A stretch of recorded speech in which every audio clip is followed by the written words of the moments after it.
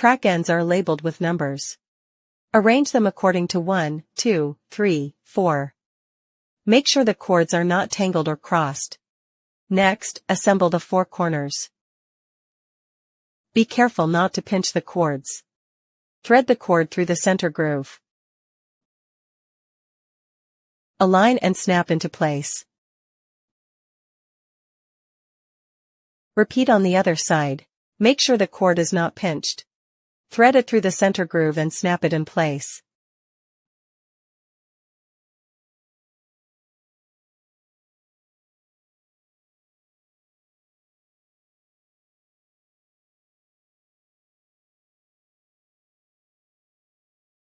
After assembly, check whether the cord is centered properly. If not, disassemble and reassemble. Untie the fabric straps. Then test the shade. Finally, drill holes on the side tracks and secure them. Make sure to avoid the cords when drilling.